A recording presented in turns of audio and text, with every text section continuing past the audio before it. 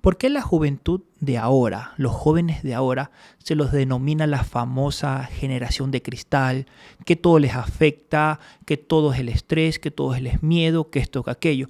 ¿Será que ellos son emocionalmente más débiles? Una paciente me dice, fui diagnosticada hipertensión. Le pregunto hace cuánto tiempo. Entonces ella me dice hace 25 años. Hablábamos un poco después de su vida. Y me di cuenta que hace 25 años ella había atravesado el dolor de la separación con su esposo. Entonces, muchas veces el cuerpo, al perder el equilibrio, el corazón, al sentirse lastimado, alguna enfermedad también va a ser la compañía de ese malestar emocional. En la consulta, los pacientes me dicen, sobre todo los padres, lo mismo que usted le dice, le digo yo en casa, pero ¿por qué a mí no me hace caso? Entonces les digo a los padres, hay una relación diferente con el terapeuta que con el padre o con la madre. Con los padres nos sentimos atacados. Con el terapeuta nos sentimos escuchados. Los psicólogos también vamos al psicólogo. Cuando se los digo a mis pacientes, generalmente se ríen mucho y dicen, es como medio raro que el psicólogo o que mi psicóloga me diga que también tiene su terapeuta. Pero sí es real. Hace poco una paciente me regaló una cartita y me decía gracias por aquellas cosas hermosas y por las veces que se nos hicieron agüita los ojos. Hola, bienvenidos a Sin Previa Cita, el podcast de Clínica Santiago. Soy el doctor Gabriel Santana y hoy no te venimos a hablar como un consultorio, sino como amigos. En cada episodio vamos a tener un invitado que nos va a contar sus experiencias y nos dará consejos sobre salud. Porque detrás de cada diagnóstico hay una historia que contar. ¿Me acompañas?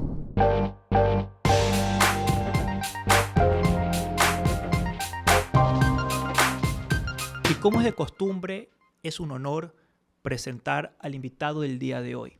Y no puede ser una mujer de un prestigio tan alto como es la doctora Maribel Fasantes, nuestra psicóloga de la Clínica Santiago. Querida Maribel, gracias por estar aquí. Qué honor poder conversar contigo y por favor, quiero que nos des unas palabras de quién eres tú para las personas de que nos están escuchando. Muchísimas gracias a todos, la invitación a Clínica Santiago realmente por hacer estos momentos tan importantes y por supuesto, como bien usted lo dijo, esta reunión de amigos donde podemos aclarar ciertas inquietudes a nuestros pacientes. Bueno, ¿quién es Maribel? Maribel es esposa, es madre, es hija, es amiga, pero sobre todo lo que más, el énfasis importante creo que es ser humano. Aquellos miedos, aquellos temores que probablemente me identifican al igual que mis pacientes. Yo también tengo miedos, también tengo temores. Por eso cada vez que el paciente acude a la cita es un trabajo bidireccional. Yo voy aprendiendo también de ellos y es enriquecedor. Bueno, de ahí, por supuesto, desde mi parte profesional, soy psicóloga clínica, especializada en psicoterapia, tengo un MBA en atención hospitalaria, gerencia hospitalaria, y dentro de eso, pues, algunas otras experiencias en el ámbito de atención clínica en el paciente. He tenido la oportunidad también de redactar algunos artículos científicos, uno que hemos elaborado acá con la revista de la clínica, otro con revistas indexadas, con la colaboración de médicos y, por supuesto, psicólogos de prestigio internacional. Entonces, bueno, creo que es un sinnúmero de oportunidades que la vida me ha dado y se los agradezco a todos porque han sido partícipe de esta etapa. Caramba, Maribel, muy bonita tu presentación. Aparte, dejando a un lado tu currículum, que no deja de ser algo impresionante y de mucho mérito para ti y tu familia, quien fue partícipe de que estés donde estés el día de hoy, sino lo bonito que fue tu inicio, ¿no? Que eres madre, hija, esposa y todo lo demás. Nunca hay que dejar esa parte humana de quiénes somos nosotros. Y también me gustó cuando dijiste que también posees miedos, que es parte de los aprender de los pacientes y demás. Pues déjame decirte que yo también tengo miedo, ¿no? Porque es la primera vez en mi vida que yo hablo con un psicólogo. Entonces, mira tú, a mis 32 años. Entonces, vamos a empezar por esta vía, ¿no? ¿Cuándo crees tú que es la edad oportuna para visitar un psicólogo? ¿Existe edad oportuna o no? ¿Cuál es tu orientación respecto a ese tema? Es una pregunta importante porque no depende de las edades y por supuesto tampoco tiene que ver con el género. E inclusive con las profesiones, ¿no? A veces los pacientes se han asombrado cuando yo les digo que también voy al psicólogo, porque los psicólogos también tenemos que ir al psicólogo. Y entonces, si muchas veces postergamos situaciones que son tan reales, porque los problemas van a coexistir todo el tiempo dentro de nuestra vida cotidiana, qué importante es poder encontrar el profesional y la ayuda idónea donde podamos hablar de aquellas cosas que muchas veces nos limitan, sin tener miedo de ser juzgados, porque eso es principal. No ser juzgados y, sin embargo, poder encontrar una guía, pero para encontrar esa guía también debemos tener mucha sabiduría y mucha prudencia de a quién estamos acudiendo. Y me refiero a que, por ejemplo, usted me dice, yo no he asistido al psicólogo, y qué importante comprender que todos en algún momento de nuestra vida lo vamos a poder necesitar.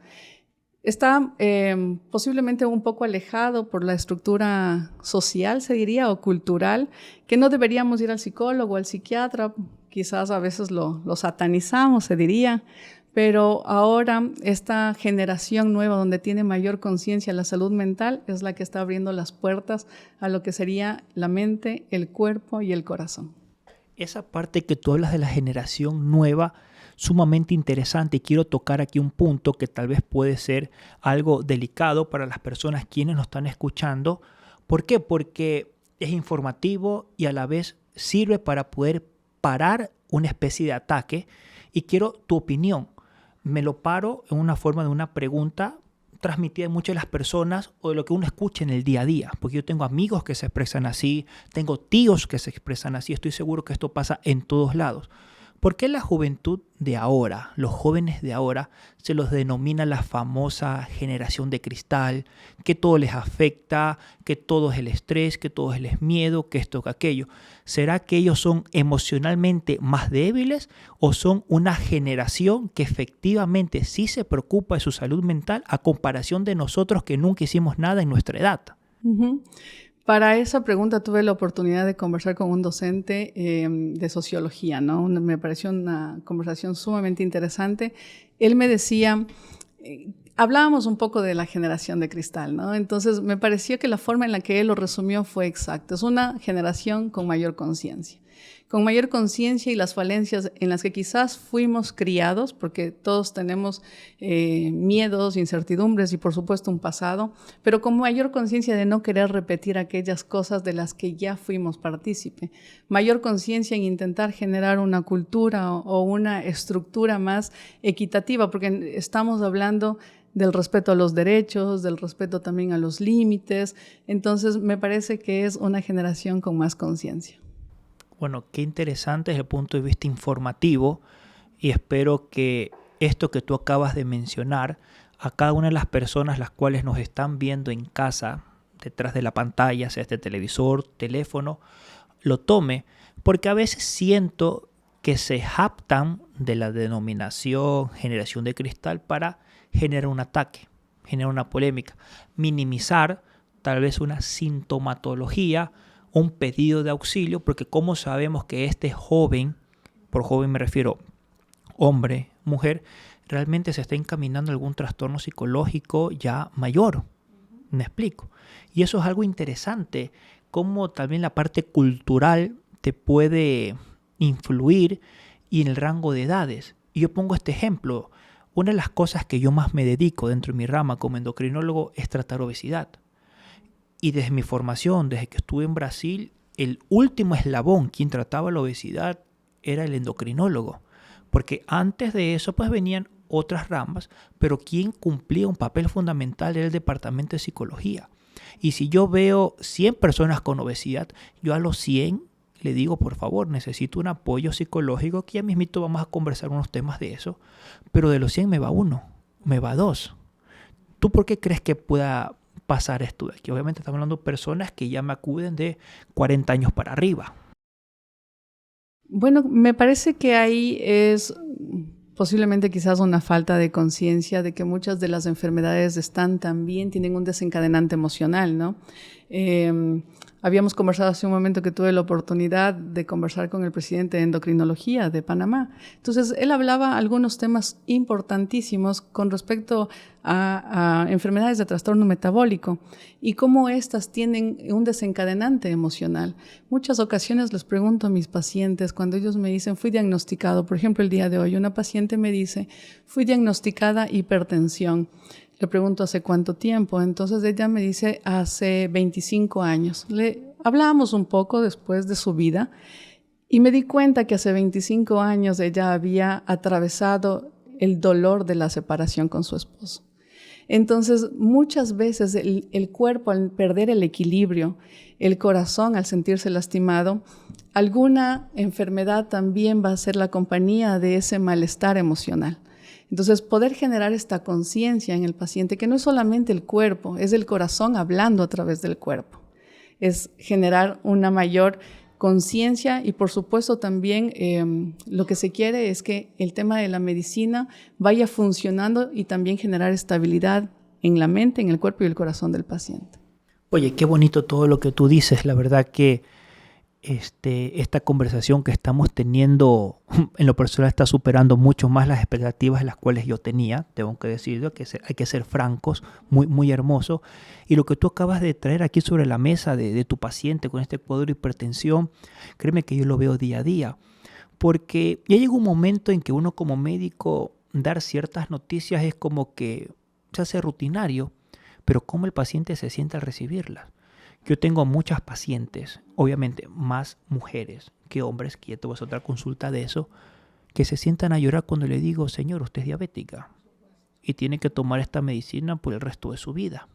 O sea, es un impacto muy duro para ellos y yo creo que influye mucho cómo tú asimilas la noticia, cómo tú te adaptas a este nuevo cambio de vida, porque el nuevo cambio de vida ya es, por ejemplo, aceptar una enfermedad, saber que esto ya lo tienes, lo vas a tener toda tu vida y tu tratamiento tiene que ser hasta el último día de tu vida. Eso lo recalco ya por segunda ocasión.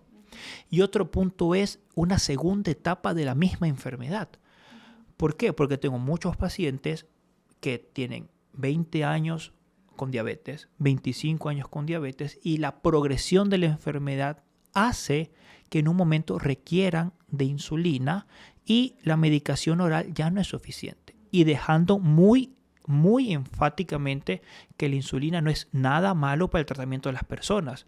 Gracias a Dios, hoy en día contamos yo hasta lo llamo con una tecnología médica. Hoy en día contamos insulina que te la aplicas una sola vez en el día y se atacó el problema, a diferencia de hace muchos años atrás. Pero esas personas sufren otro impacto cuando se sabe que, señor, tengo que retirarle parte de sus medicinas porque su cuerpo ya no da más. Ya no hay efecto como tal. Necesito ponerle una insulina. Y es otro impacto dentro de la misma enfermedad por segunda ocasión.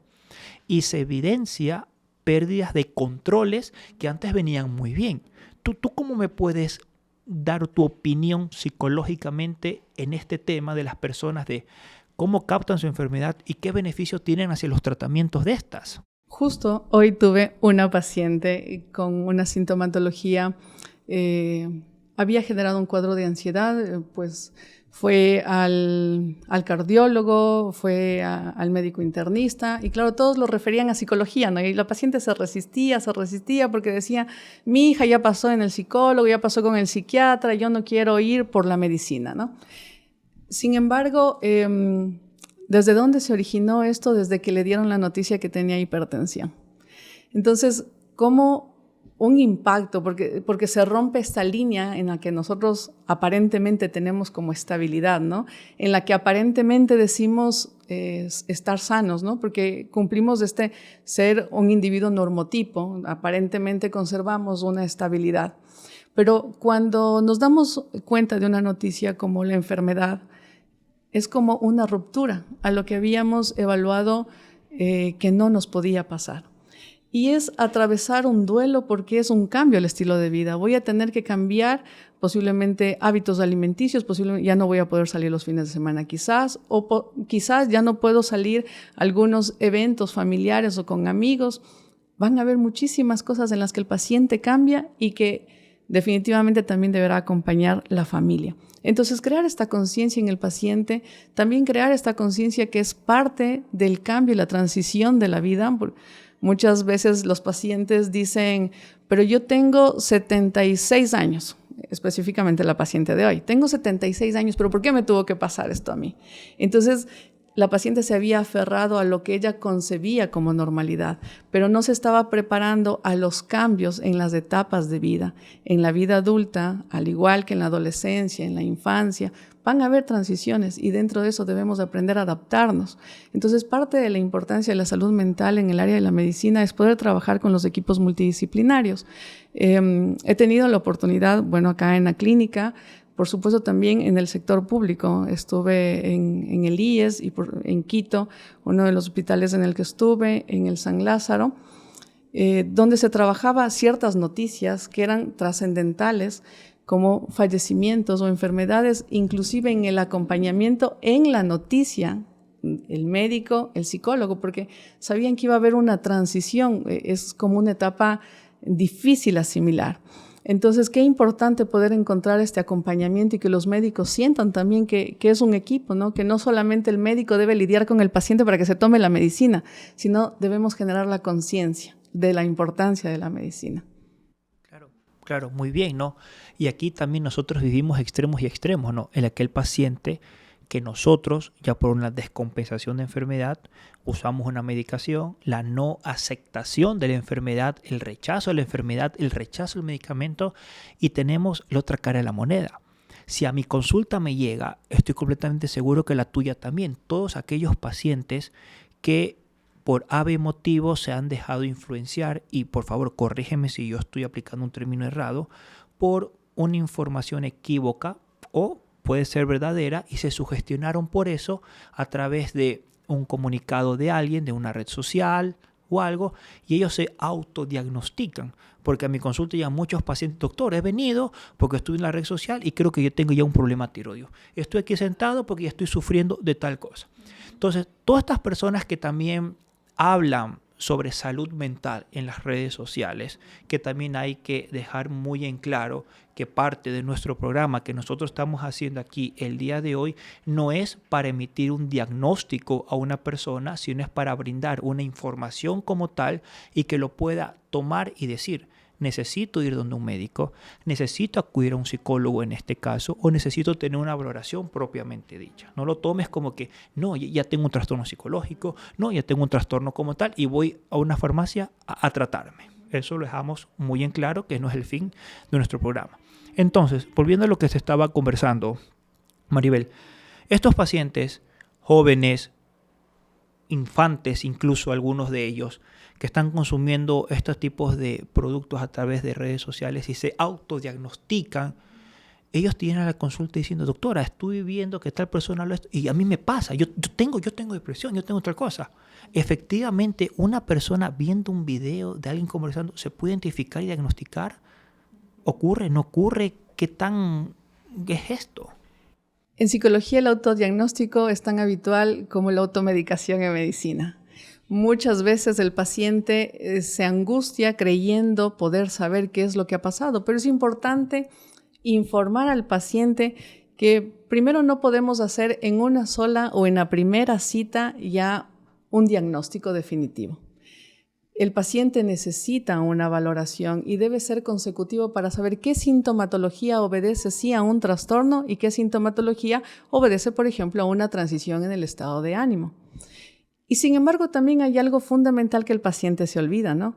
Que debemos evaluar la intensidad, la temporalidad de la sintomatología y cómo se inhabilitan las áreas fundamentales de su vida, como el área social, como el área académico-laboral, como el área familiar y el área personal. Entonces, que si bien es cierto muchísimos criterios en el DSM-5 o en el CIE-10, que son los libros donde están la tipificación de los trastornos, nos podrían decir ciertos parámetros para un diagnóstico, pero cada individuo es único. Y eso es lo que nos hace importantes, que somos únicos. Entonces, me encantaría que cada persona que nos está mirando pueda entender eso, que somos únicos, no necesitamos compararnos, no necesitamos vivir la vida de alguien más, no necesitamos repetir la vida de alguien más. Somos únicos y ser únicos nos hace importantes. Entonces, un diagnóstico posiblemente errado, lo único que va a ocasionar es que un paciente se invalide en el progreso porque está asumiendo lo que le pasó a otra persona, pero es un mundo diferente. Entonces, poder escuchar y mucho más, recordemos que no, lo importante acá no es solamente el síntoma, sino el origen del síntoma. Y cada persona tenemos una vivencia diferente. Qué importante poder trabajar entonces de la parte sistémica, porque si bien es cierto, el individuo es un síntoma, pero el síntoma conlleva a la familia y la familia es un todo. Quiere decir que muchas veces, corrigiendo aquellos factores en los que fuimos criados o muchas veces comprometiendo a la familia o padres, posiblemente el individuo mejore el síntoma. ¿Por qué? Porque es un ambiente más sano para el crecimiento de los niños, de los adolescentes o de cualquier paciente a cualquier edad. Cuando dijimos en qué edad debería ser, a cualquier edad, cuando el paciente se sienta preparado de hacer un cambio. Porque la sintomatología no es solamente lo que nos dice un libro, es cada persona un mundo diferente y hay que tratarlo como tal. Por eso es la importancia de asistir al médico, de asistir al psicólogo, porque son criterios distintos. Recordemos que no solamente es el síntoma, es el origen del síntoma. Claro, claro, muy interesante porque podemos denominarlo tal vez como un efecto gatillo o algo que te desencadenó, fue un efecto dominó y fue en vía larga. Interesante el tema. Y algo que tú acabaste de mencionar, que no puede haber tal vez una edad límite o una edad mínima para poder acudir al tema de un psicólogo, ¿no? Y hoy en día vemos que hay muchas terapias de psicología infantil que están muy en auge, ¿no es cierto? Y yo me pongo en el papel de padre, y como papel de padre es como que me transmito de muchas de las personas de las cuales nos están viendo ahora, y es como, yo cómo podría identificar ciertas, no sé, situaciones, ciertos tips o tics o algo que mi hijo en edad escolar puede estar presentando para yo decir, a ver, esto aquí no está normal, vayamos a acudir a una psicóloga para ver qué es lo que está pasando. Pero creo que eso también es un punto importantísimo de ponerlo aquí sobre la mesa el día de hoy. Así es, cuando hablamos de edades, muchas veces vienen los más pequeñitos. A veces me han preguntado, tengo un bebé de 9 meses, ¿será que lo podemos revisar? ¿Qué le pasa? Pues tráigale al bebé de 9 meses. ¿Por qué? Porque probablemente el paciente, el bebé de 9 meses no es el problema. Quizás es el modelo de crianza de los padres. Entonces, ¿dónde se trabaja? En la familia. Y poder hacer un análisis minucioso de aquellas cosas, porque recordemos que la personalidad va a ser tanto la genética como el ambiente. La genética nos va a dar el temperamento y el ambiente nos va a dar el carácter. Cuando sumamos el temperamento y el carácter, tenemos la personalidad. Entonces, hablar de la personalidad va a incidir muchísimo en aquellos patrones de crianza, aquellas cosas que hemos replicado o que han replicado nuestros padres. Para reclamarlos, no. Para nosotros ahora, desde nuestra vida adulta, poder mejorar. De eso se trata la evolución, poder mejorar. Soltar aquellas cosas que quizás nos hicieron bien y enfocarnos en aquellas cosas que sí podemos hacer. Entonces, cuando hablamos qué podrían hacer mejor los padres o cómo podrían enfocarse los padres, la primera recomendación es no culparnos. Como padres no debemos sentirnos culpables por si creemos que algo estemos haciendo, hicimos mal o si algo lo hicimos bien. Recordemos que también hacemos con mucho amor lo que podemos, quizás con lo poco que aprendimos también. Entonces, no reclamemos aquellas cosas que pueden mejorar, pero sí busquemos oportunamente esa intervención. ¿Cuáles serían los síntomas? ¿Qué podríamos observar cuando los niños, por ejemplo, no duermen? Cuando los niños lloran en exceso, cuando los niños se aferran al padre o a la madre y no se quieren quedar en la escuelita, eso nos está diciendo que posiblemente hay un factor estresor en la escuela, cuando los niños se orinan en la noche, cuando los niños se comen las uñitas, cuando se rompen el cabello. Esos son ciertos síntomas que es como una banderita para los padres o para los cuidadores para saber que es momento de intervenir. Hablar con nuestros hijos es fundamental, escuchar a nuestros hijos y escuchar sobre todo a los adolescentes, no de una manera en la que se los juzga, sino de una manera abierta que se los escucha. en la consulta los pacientes me dicen, sobre todo los padres, lo mismo que usted le dice, le digo yo en casa, pero ¿por qué a mí no me hace caso? Entonces les digo a los padres, hay una relación diferente con el terapeuta que con el padre o con la madre. Con los padres nos sentimos atacados, con el terapeuta nos sentimos escuchados. Entonces necesitamos como un tercero, alguien que no haga las veces de corazón, sino haga las veces de cabeza, para que la conversación sea sana y que los adolescentes o que los niños puedan encontrar que la solución, ¿no? Y que no se trata de que el padre o la madre los está atacando, estamos buscando las formas de poder ayudar. Oye, qué interesante todo lo que acabaste de mencionar y sumamente culturizante, ¿no? Uno aprende estando aquí contigo y sé que todas las personas que nos escuchan de la misma manera. Y me pareció bellísimo lo que dijiste, la parte genética y la parte del temperamento, que es lo que te va a formar la personalidad de la persona. Gracias. O sea, fue espectacular. Y quiero hacerte una pregunta de esto, ¿no? Si yo vengo con mi personalidad ya formada, ¿puede pasar algo en la vida para que mi personalidad cambie? ¿O no cambia otra personalidad? Por supuesto.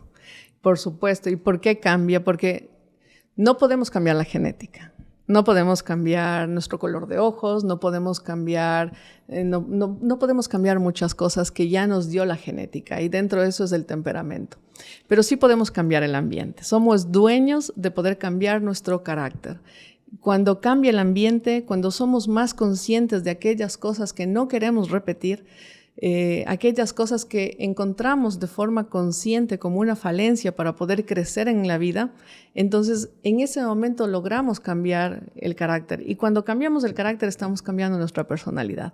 Pero para eso se necesita una toma de conciencia, porque necesito saber aquello que escucho, aquello que percibo, aquello de donde estoy, aquello que he normalizado, posiblemente porque así fue mi patrón de crianza. Entonces cuando tomo este nivel de conciencia y comprendo que algo debe cambiar, entonces tiene conciencia la personalidad y sí podemos cambiar. Hay una parte que probablemente al ser el temperamento sentimos que nos cuesta, pero al tomar conciencia el carácter lo podrá hacer. Y por supuesto, he conocido muchos pacientes que han venido de situaciones de violencia, por ejemplo, muchos pacientes que han incurrido en su crianza, posiblemente un padre agresivo o un padre consumidor de alcohol o posiblemente infidelidad, violencia intrafamiliar. Entonces, dentro de su genética ya están situaciones en las que fueron concebidas de sus padres, pero cuando tomó conciencia y dice, yo no quiero volverlo a hacer, y cuando logra corregir esa estructura de su ambiente, y que no lo hace generalmente cuando es niño ni cuando es adolescente, muchas veces lo hace ya en la vida adulta. Entonces, eso nos abre una puerta inmensa a poder cambiar no solamente la forma en la que es, sino las personas también con las que se rodean. Porque entonces dejó de normalizar aquellas cosas que le lastimaron. Tiene más conciencia, se aprende a amar más, se aprende a respetar más, y eso se llama autocuidado. Y con respecto a eso del autocuidado que tú dices, ¿no? Se aprendió a cuidarse más, se aprendió a amarse más y todo lo demás. Me imagino que eso debe ser un punto fundamental para dar ese pequeño paso de la famosa frase que dice, sal de ahí cuando no te quieren, ¿no es cierto? Que muchas veces las personas, hombres y mujeres, siguen aferrados a una relación, a un ambiente nada bueno, que a veces no es ni tanto amor, es la costumbre. Y parte de eso radica en lo que tú dices. Y cuando uno empieza a quererse, tienes tu amor propio, es como que dices, bueno, mijito, bueno, mijita, chao, chao, y nos vemos, ¿no es cierto? Y es como que los límites. El tema de poner los límites es algo fundamental en esta vida, ¿no? ¿Y qué tan partidario eres tú desde una persona que está en una edad pequeña, adolescente, hacia la adulta? Porque tú lo acabaste de mencionar. Para la forma de la personalidad, la sumatoria de esto y del otro. Uno como padre, criar a los hijos poniendo límites a las cosas. ¿Crees que sea bueno? ¿Crees que sea hacerlos trabajar bajo presión? ¿Que esa presión los puede conllevar a algún problema psicológico? Porque a veces uno como padres, te dicen, uno siempre aspira lo mejor para sus hijos, pero sin saber hacerlo cómo. ¿Será que hacemos un daño en vez de hacer un bien? Entonces, tú en tu día a día, ¿qué me dices de esa parte? Porque yo conozco padres que son muy meticulosos, muy estrictos en ciertas partes, y muchos de estos hijos como que se frustran a no cumplir las expectativas de los padres. Entonces eso también es un abismo que se les puede venir a todos estos chicos. Bueno, de ahí nace la importancia de un tercero, ¿no? La terapia. Porque no siempre como padres o estamos preparados o posiblemente queremos no volver a repetir los patrones de crianza y nos convertimos en padres muy permisivos o nos convertimos en padres muy autocráticos. Entonces, ni mucho ni poco.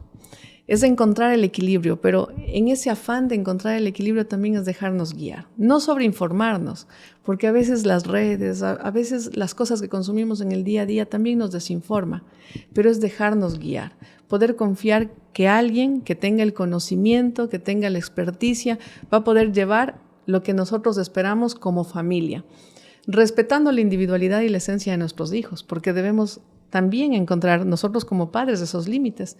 Ellos también tienen su esencia, sin opacarlos, sin esperar que ellos brillen a través de lo que se conoce el deseo del otro. ¿Qué es el deseo del otro? Es intentar instaurar en nuestros hijos lo que no pudimos conseguir nosotros. No, es dejarles a ellos esa autonomía, sin embargo, ayudándolos a que encuentren de forma responsable para su vida. Entonces, cuando hablamos de límites, no es lo que el padre o la madre instaura, sino aquello que es sano también para el individuo, que sería la familia, porque no es solamente el niño, no es solamente el adolescente, es la familia, sin opacar aquellas cosas que son importantes. En algún momento tuve una paciente que decía, bueno, a mi mamá le gusta, por ejemplo, los reinados, pero a mí me gusta la batería. Eso. Es el respeto de esos límites. Es un adolescente con autonomía. Y dentro de eso queremos hacerlo mejor. Oye, que la verdad que uno hasta se queda sin palabras escuchando esto, porque uno se pone a correlacionar el día a día de lo que uno ve en los pacientes, de lo que uno ve hasta incluso en la familia, en nuestras amistades. Y lo que tú comentas es verdad, es lo que pasa. Y tal vez uno me pongo en el plano de padre, como plano de padre de todas las personas que no ven lo difícil que debe ser criar un hijo entre el amor y la responsabilidad de la parte que sea una persona recta, ¿no? Porque hoy en día tú sabes lo fácil que puede ser dejarse influenciar o lo fácil que es tomar malas decisiones. Porque el tema de la personalidad y del carácter, como tú mencionaste, es algo que a lo largo del tiempo se termina moldeando. Entonces, qué valiosa información que nos dices, y espero que muchas de las personas quienes nos están escuchando las tomen y las hagan suyas, porque sé que a más de uno debería hacerlo recapacitar en su día a día. A más de uno, a más de uno. Y el paciente cree que quizás el tener el conocimiento ya nos dice, bueno, ya esto me va a ir muy bien. Y no siempre, ¿no? Nos podemos equivocar, porque siempre hay que recordar que somos humanos y los humanos nos equivocamos. Pero dentro de eso, una vez mi terapeuta me enseñó, es importante que los hijos nos pidan perdón, pero es también muy loable cuando los padres aprendemos a pedir perdón a los hijos. Entonces comprendí que dentro de eso es fundamental tomar un grado de conciencia. ¿Por qué? Porque el hecho de que uno tenga el conocimiento, que seas médico, que seas psicólogo, no quiere decir que no nos equivoquemos. Uno necesita apoyo, uno necesita guiarse, uno necesita dejarse guiar. No porque soy endocrinólogo, no me voy al endocrinólogo, no porque soy psicólogo, no voy al psicólogo. Y entonces el soltar, el comprender que hay alguien más que nos puede ayudar en este camino, donde somos juntos, donde están nuestros hijos, la familia, ayuda a que nuestros hijos comprendan desde el amor, no a sentirse juzgados ni juzgarnos, sino desde el amor, que aprendemos a dejarnos guiar y que abremos el corazón, porque abrir el corazón está bien. Y les enseñamos a que no tengan miedo, a que sean valientes, y que llorar también está bien, y que quejarse también está bien, y que levantarse está bien. Pero ellos aprenden de nosotros, los padres, porque en la primera etapa de la infancia es el modelamiento. Nosotros somos modelos a seguir. Entonces la pregunta es, ¿qué les estamos enseñando? ¿O les estamos enseñando que está bien que te equivoques, está bien que te dejes guiar, está bien que te levantes? ¿O les estamos enseñando que a mí nadie me enseña, que yo soy el papá y que impongo, que las cosas se dicen o se hacen como yo quiero? Entonces, nuestros hijos van a ser la réplica de aquello que nosotros enseñamos. Ya más tarde, en la adolescencia, que sería el moldeamiento, ellos son como una plastilina que nosotros empezamos a moldear pero aquello que ya les enseñamos en infancia. Oye, qué impactante todo lo que tú dices, ¿no? Y espero que tus palabras trasciendan a lo largo, porque sé que es muy necesario escuchar esto de aquí. Yo en lo personal estoy aquí relativamente poco participativo porque yo estoy aprendiendo, estoy tomando que esto es una clase, porque es verdad lo que uno dice, o sea, uno no suele acudir al tema, y yo te lo comento, al inicio de nuestra conversación, es la primera vez en mi vida que yo me siento con un psicólogo. Maribel, una cosa más que no lo puedo pasar por alto. 2 veces lo mencionaste y tengo que preguntártelo directamente. ¿Tú vas al psicólogo? Porque es como, yo me imagino que es como sentarse a hablar ante el espejo, pues. Por supuesto que sí, todos los psicólogos debemos ir al psicólogo. En el caso de psicología se llama supervisión porque muchas veces hacemos el seguimiento o exposición de casos y a veces necesitamos muchos profesionales que nos puedan también guiar, pero también tenemos emociones y también tenemos miedos. Entonces, qué importante poder asistir al psicólogo, porque entonces, ¿cómo podríamos vivir situaciones de la cotidianidad? ¿Cómo podríamos afrontar los problemas que son reales? Los psicólogos también vamos al psicólogo. Cuando se los digo a mis pacientes, generalmente se ríen mucho y dicen, es como medio raro que el psicólogo o que mi psicóloga me diga que también tiene su terapeuta, pero sí es real. Y de cada uno de ellos, a los cuales agradezco muchísimo, he aprendido inmensamente. Y les agradezco el equilibrio que también me han permitido tener. Claro, porque de eso se trata la vida, perdón. No se trata de una búsqueda incesante de la felicidad ni de la tristeza, no. Se trata del equilibrio. Eso es lo más complejo. No debemos ir buscando lo que siempre nos dicen. Es que hay que ser feliz, hay que ser feliz, hay que ser equilibrado. Ni mucho ni poco. Oye, la verdad que qué bonito, ¿no? Lo que tú mencionas. Y esa parte de lo que es bonito te lo hago tal vez a través de esta pregunta con un pequeño preámbulo, ¿no?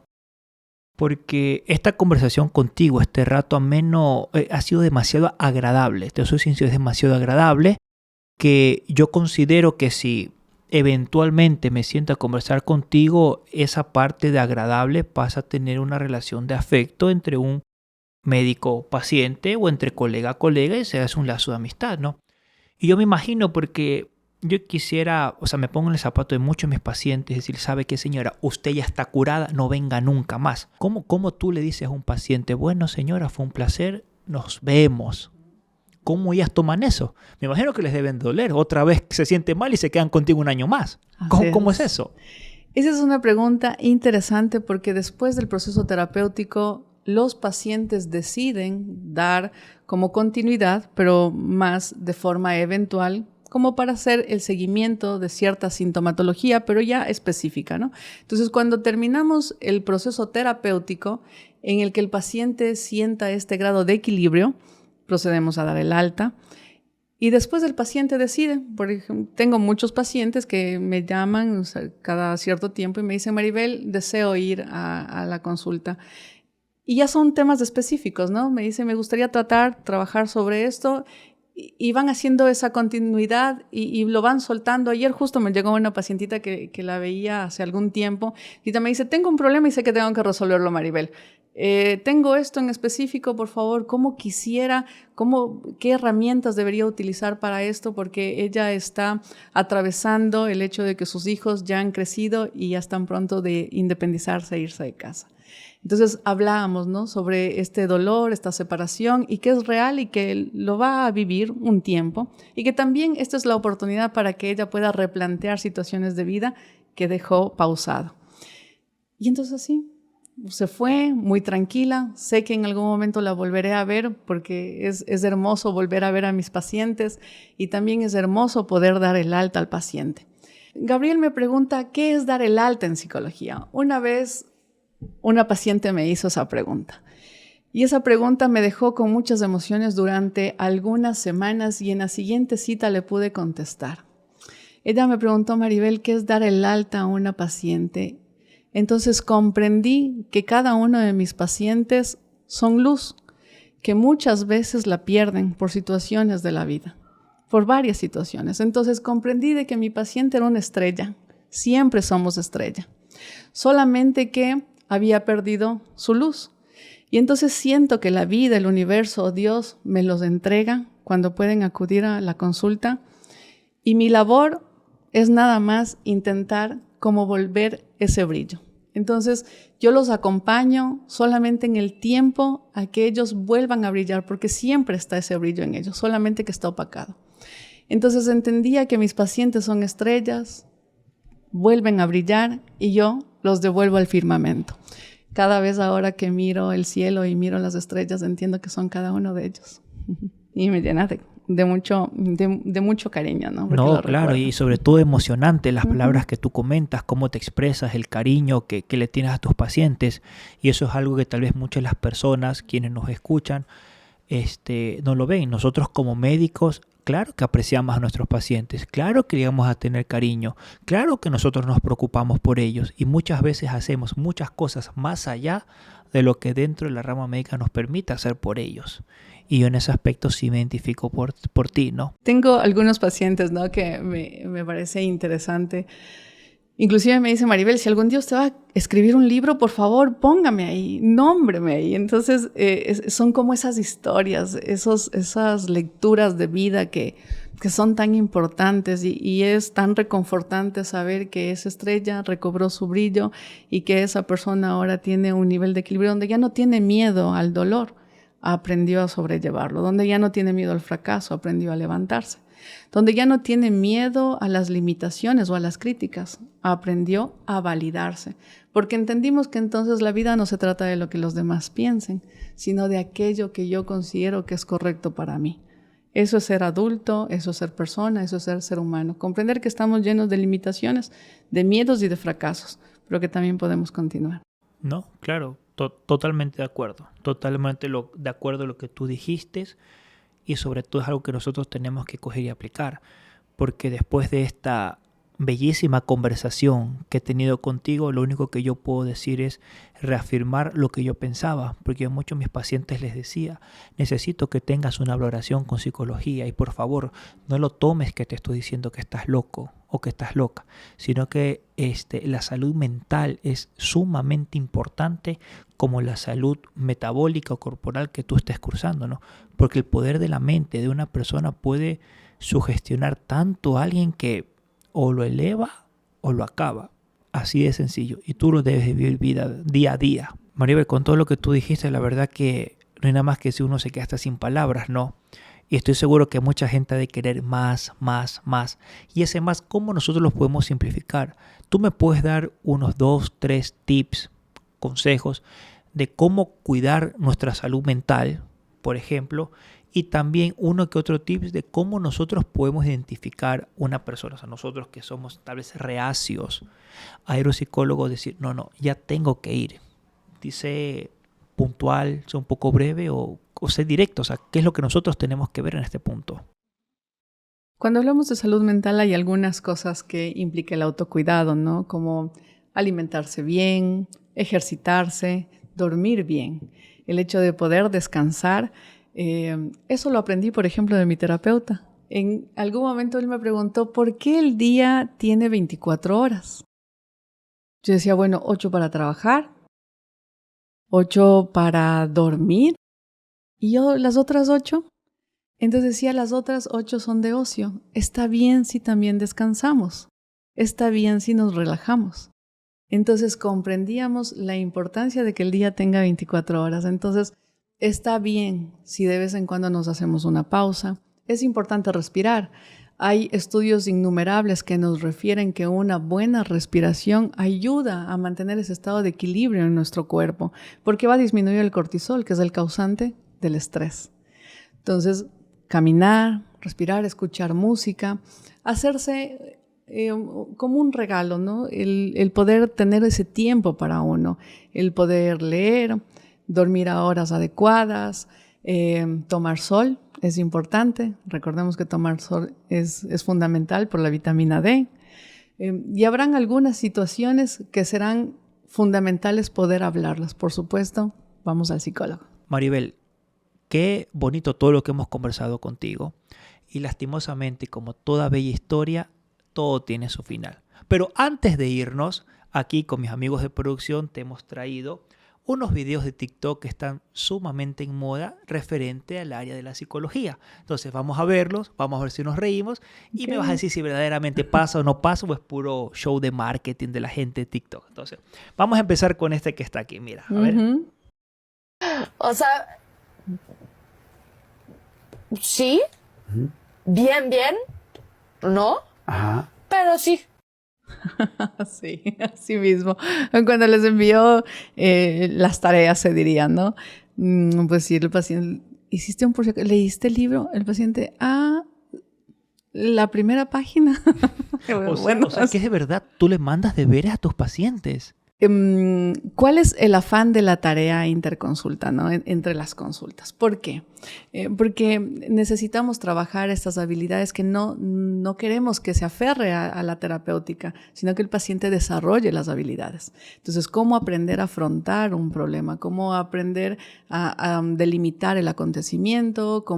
¿Qué pensamiento tuviste frente a ese acontecimiento? ¿Qué emoción? ¿Qué conducta tuviste? ¿Y cuál es el nuevo pensamiento? Para que en algún momento se haga mucho más fácil ir del problema a la solución, del problema a la solución. Entonces, sí hay tareas. Bueno, ahora con la explicación que tú acabas de decir, todo queda más claro, porque yo te iba a decir, oye, qué loco, ir a un psicólogo para que me manden tarea. No, qué estrés, mejor no voy. Pero con esto, caramba, Sí. qué nivel, qué nivel. Sí. Mira, tenemos otro para que veas. Ay, yo no. 12:42, ya. Ay, sí. sí. Ay, sí. Me pasó cuando falleció mi perrito. Caramba. Qué difícil fue. A todos nos duele. Sí, entonces fue difícil porque, claro, teníamos un evento en la clínica, yo tuve que viajar, falleció y tuve que traerlo y tenía en la tarde los pacientes, tenía el siguiente día pacientes, entonces yo sentía que mi corazón estaba chiquitito. Caramba, sí. ¿no? Increíble, ¿no? Increíble. Bueno, eso comprueba que también nosotros somos humanos, también nos duelen las cosas, que sufrimos. sí. Interesante. Mira este de acá. Oh. Ay, sí, así. Oh.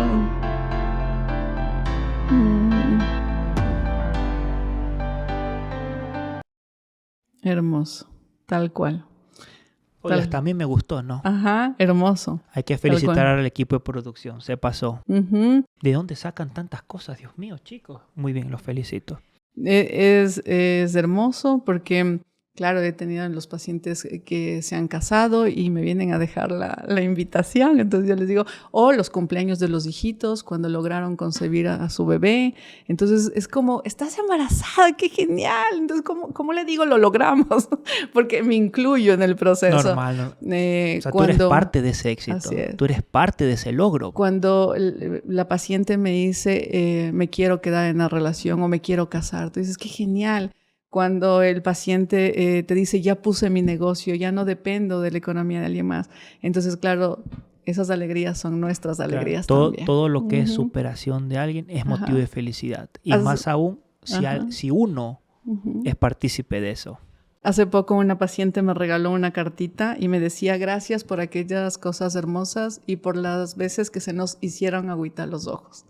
Entonces digo, qué maravilloso, porque sus logros, sus miedos y también esas limitaciones fueron nuestras. Y cuando el paciente ya encontró ese equilibrio, también es eso, ¿no? Esa felicidad. Oye, hasta a mí me dio sentimiento. Hasta a mí me dio sentimiento porque yo también recibo muchas palabras de agradecimiento de mis pacientes. Personas que llegan sumamente mal y luego entran sumamente bien, agradecidos, con un pequeño detalle, que ese detalle no es tanto el valor económico que tiene, es que te hayan pensado la dedicación que te dan y te lo llevan, ¿no? O sea, es muy gratificante, ¿no? Es lindo. Y el sentimiento es compartido. Es compartido. Los pequeñitos llegan con sus cartitas y sus dibujitos y llegan a pegármelo en algún lugar de la pared. Entonces, es esas historias. Digo, ese es un libro, cada paciente, una historia para contar. Muy hermoso, muy hermoso. Veamos tal vez el último. Claro. Para ver.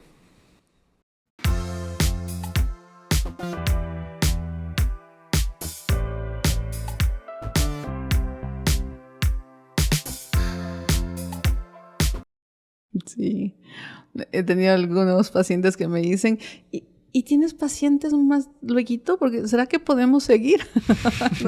Digo, perdón, sí, pero limitar el tiempo no es limitarle al paciente, es darle la oportunidad de exteriorizar lo que siente, lo que piensa, pero hacer una pausa para la siguiente sesión nunca será no quererlo escuchar, sino será que lleve su aprendizaje, que interiorice sus propios pensamientos y que se dé esta pausa para hacer como un silencio en su mente y encontrar esas soluciones. Por eso la terapia también tiene como un límite, ¿no?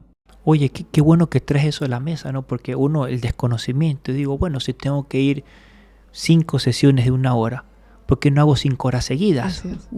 Ahora me doy cuenta que no serviría, ¿no? ¿No? Porque hablarías de varios temas y posiblemente no encontrarías ninguna solución. Entonces, un tema, una solución. Siempre un problema, una solución. Hasta en el final se aprende contigo. Hasta en el final se aprende contigo. Muchas gracias. No, gracias a ti por estar aquí. Gracias a ti por habernos dado tan bonitas palabras. Gracias a ti por habernos enseñado tanto y habernos abierto los ojos, que créeme que todos los hemos tenido cerrados. Y con esto de aquí, pues Maribel, lo hago de una forma tal vez un poco más sentimental que con las otras personas que hemos participado de este podcast, porque la verdad que esto aquí ha sido hermoso, ha sido maravilloso. Entonces, en nombre de los que somos Clínica Santiago, de quienes conformamos este maravilloso equipo, que te tenemos como parte de nosotros, permíteme entregarte este pequeño presente que, así como tú aceptas con mucho cariño el de tus pacientes, estoy seguro que esto de aquí también lo vas a tomar con cariño, porque acabamos de ver lo maravillosa, no como profesional, sino como mujer que eres, y lo valioso que nos hace a nosotros como Clínica Santiago tener a alguien como tú. Espero que sea de tu agrado. Oh, precioso, muchas gracias. ¿Tengo que abrirlo? Por supuesto, pues. Si no, me voy yo con el corazón roto, pues. ¿Y si lloro? Y lloramos los dos. Aunque espero que no, porque tengo una postura que mantener, ¿no? Mi audiencia, imagínate qué dirán. El más grandote de la clínica, el más sensible. Pero es así, sí, así es. Todos lloramos, todos necesitamos llorar de vez en cuando. Ay, muchísimas gracias. Muchas gracias la invitación, estos espacios y por supuesto igual. Me parece que lo que dices, mi querido Gabriel, es real, ese tiempo y ser equipo siempre. No, eso es así. Y yo espero que todas las personas quienes nos escucharon den ese paso que por miedo no lo han tomado. Espero que sea de tu agrado. Ay, qué linda, qué guapísima que salí. Normal. Pues una mujer guapa, inteligente, pues no es para menos. Muchas gracias a todos. Está bellísimo. Muchísimas gracias. Oh. Para que lo tengas en tu consultorio, lo tengas en tu casa o en tu refugio, en tu lugar seguro, ¿no? Todo el mundo debe tener un lugar seguro, ¿no? Así es. Y nada más, pues, que acompañada del cariño de quienes somos nosotros, ¿no? Muchas gracias, está lindísimo. Muchas gracias. A ti, una vez más, por estar aquí, ¿no? Y bueno, esto ha sido todo por hoy. Recuerda en dejarnos tu like, no olvides suscribirte y seguirnos en todas las redes sociales. Estamos como @sinpreviacita.podcast. Soy el doctor Gabriel Santana y recuerda, aprende a amarte a ti primero para que luego ames a los demás. Hasta la próxima.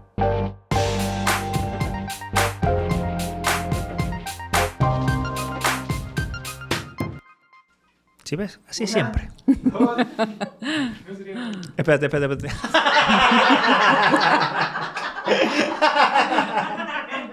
Y sacó el estrés. Sí. Es que me da risa porque el tema...